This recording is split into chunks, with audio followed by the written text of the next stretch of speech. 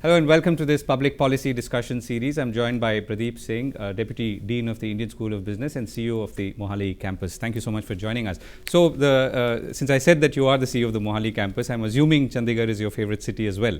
And why is that? Well, you shouldn't have assumed that, but it turns out that your assumption is correct. And that's actually a very easy question to answer.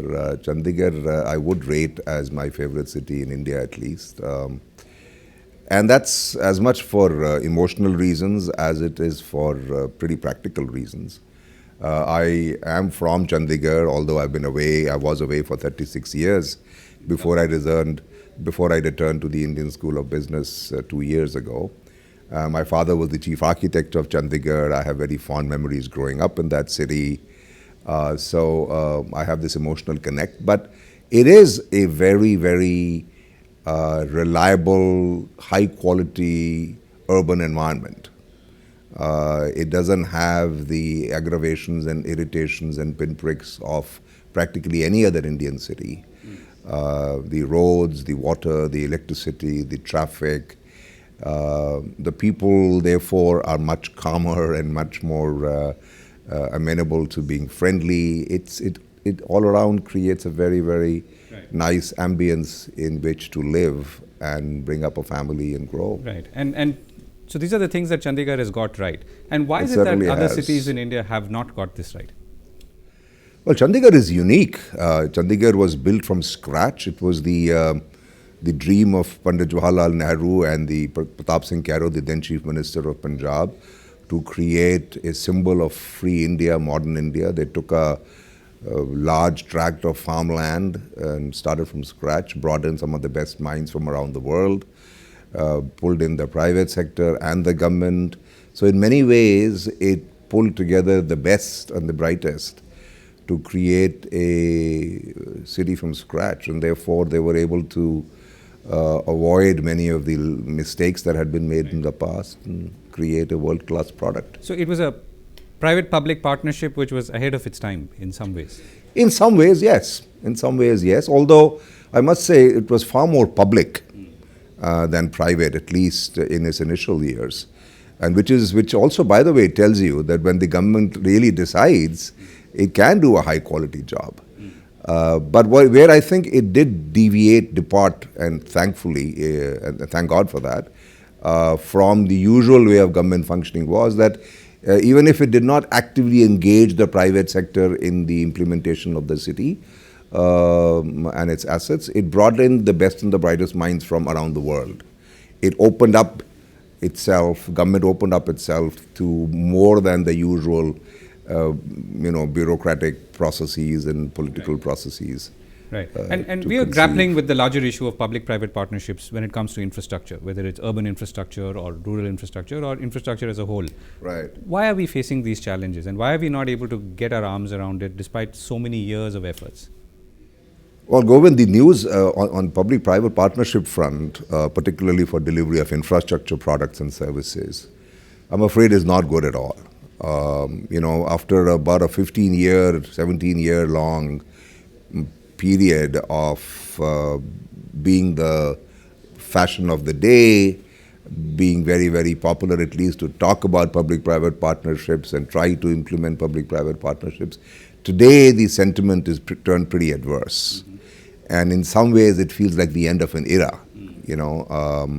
There seems to be almost a desperate desire amongst many to distance themselves from public-private partnerships and is in some ways being considered a failure.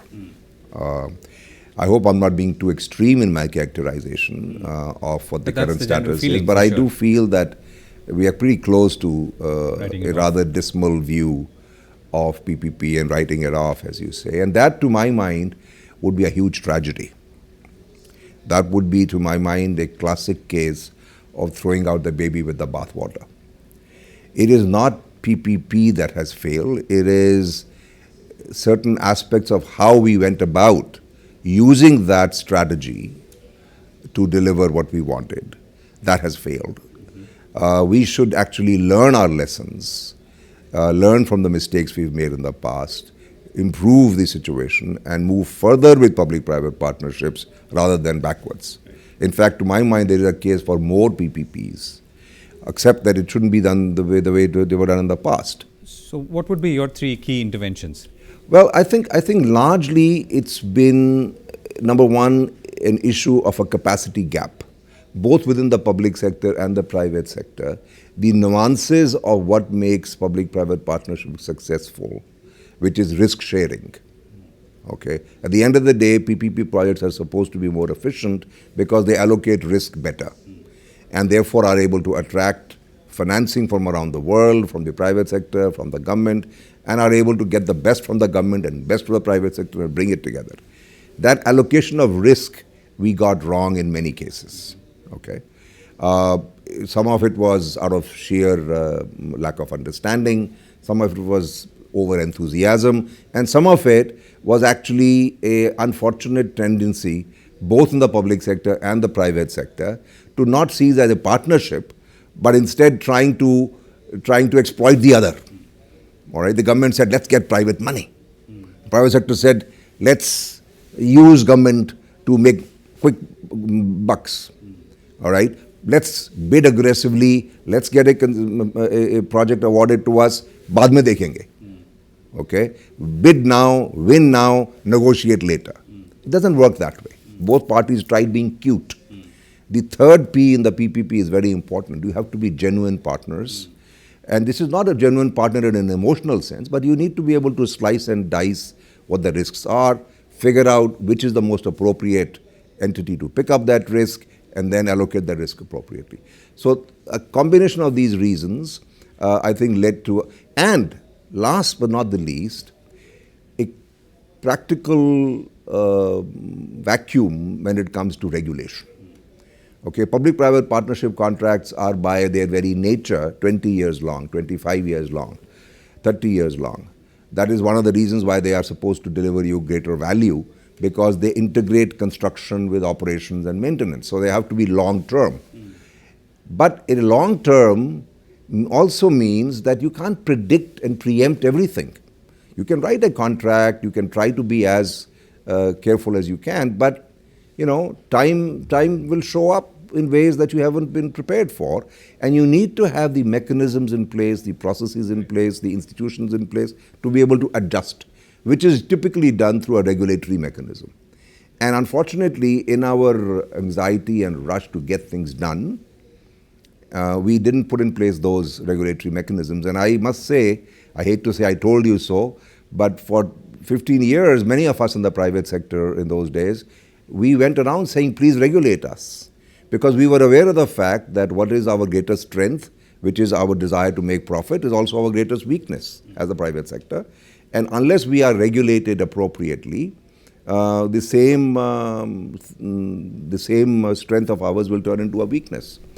Right. So how is ISB trying to address this challenge? And clearly you're doing it by creating the networks, bringing people together, sort of nurture partnership once again in some ways. Well, as you are aware, Govind, at the ISB Mohali campus, we've also established 4 institutes dedicated to infrastructure, public policy, healthcare management, and manufacturing. And these 4 institutes are mandated to engage with the government, with the industry, with the community, with civil society, to make an impact, to pick up problems like these and solve them. And therefore, we are trying to create a body of knowledge. We are trying to do research. We are available to conduct research, to pick up projects. And we are trying to create platforms for discussion and debate. We use our convening power to bring the best and the brightest minds from around the world to come and discuss these issues and hopefully come up with recommendations and solutions which can then be used to improve the situation. And one of those activities, by the way, is the National Conclave that is happening as we speak in New Delhi for the second time.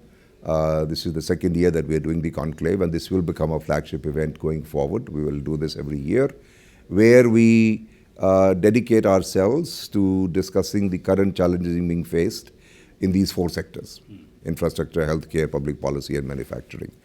And indeed, these issues pertaining to public-private partnerships are at the heart of the discussion that we are having at this forum as well. Okay, so let me sort of come back to where we started, right? We talked about Chandigarh, beautiful city, got so many things right.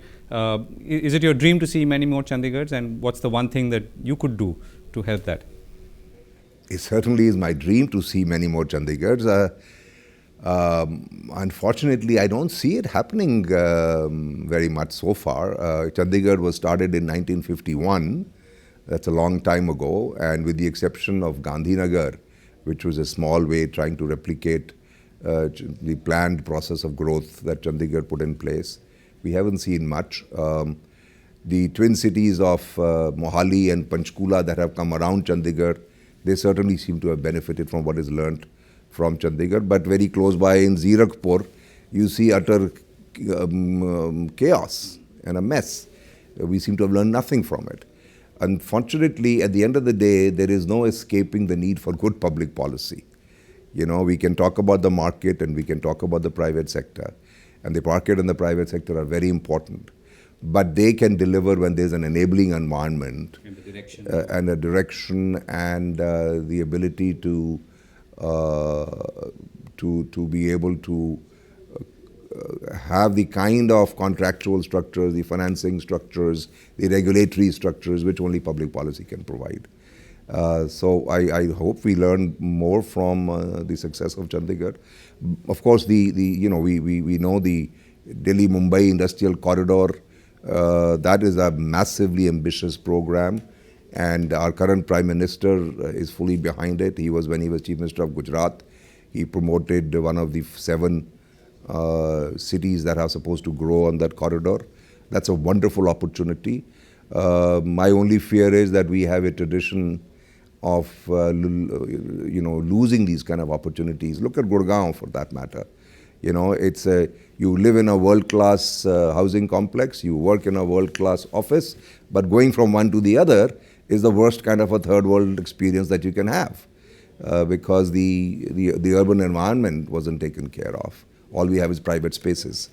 Unfortunately, I hope the developer, politician, bureaucrat nexus doesn't create a similar mess in these new cities that are being proposed in the DMIC.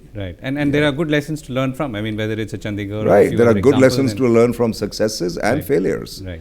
And it is for us to lose those lessons, which is what I'm saying. Again, in public-private partnerships, we must see this as lessons learned rather than give the dog a bad name and hang him. Right. We've run out of time. Thank you so much for speaking with us. Thank you very much. Thank you.